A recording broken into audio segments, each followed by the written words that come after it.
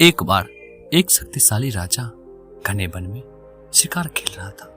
अचानक आकाश में बादल छा गए और मूसलाधार बारिश होने लगी। सूर्य अस्त हो गया और धीरे धीरे अंधेरा छाने लगा। अंधेरे में राजा अपने महल का रास्ता भूल गया और सिपाहियों से अलग हो गया। भूख प्यास और थकावट से व्याकुल राजा जंगल के किनारे एक टीले पर बैठ गया।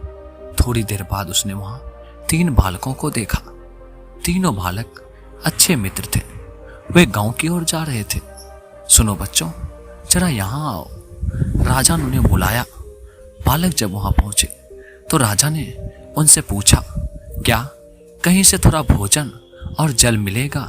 मैं बहुत प्यासा हूं और भूख भी बहुत लगी है।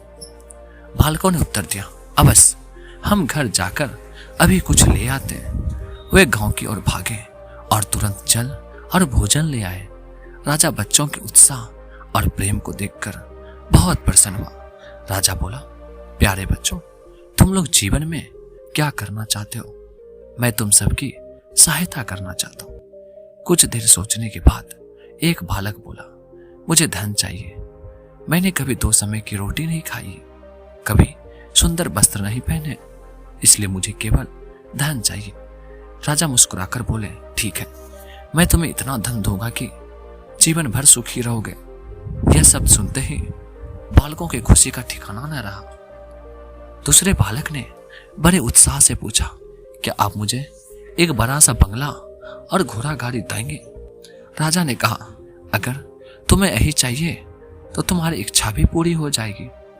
तीसरे बालक ने कहा, मुझे न धन चाहिए न ही बंगला गाड़ी, मुझे तो आप ऐसा आशीर्वाद दीजिए जिससे मैं पढ़ लिख कर विद्वान बन सकूं और शिक्षा समाप्त होने पर मैं अपने देश की सेवा कर सकूं।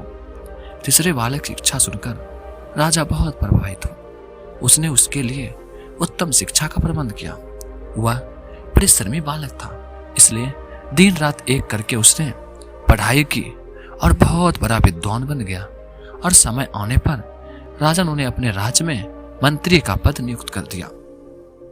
एक दिन अचानक राजा को वर्षों पहले घटी उस घटना की याद आई। उन्होंने मंत्री से कहा, वर्षों पहले तुम्हारे साथ जो 8 बालक थे, अब उनका क्या हाल चाल है? मैं चाहता हूं कि एक बार फिर मैं एक साथ तुम तीनों से मिलूं। अतः कल अपने उन दोनों मित्रों को भोजन पर आमंत्रित कर लो। मंत्री ने दोनों को संदेशा भिजवा दिया और अगले दिन सभी एक साथ राजा के सामने उपस्थित हो गए। आज तुम तीनों को एक बार फिर साथ देखकर मैं बहुत प्रसन्न हूं। इनके बारे में तो मैं जानता हूं, पर तुम दोनों अपने बारे में बताओ। राजा ने मंत्री के कंधे पर हाथ रखते हुए कहा। जिस बालक ने धन मांगा था वह दुखी होते हुए बोला, राजा साहब, मैंने उस दिन आपसे धन मांगकर बहुत बड़ी गलती कर दी। इतना सारा धन पाकर मैं आलसी बन गया और बहुत सारा धन बेकार की चीजों में खर्च कर दिया।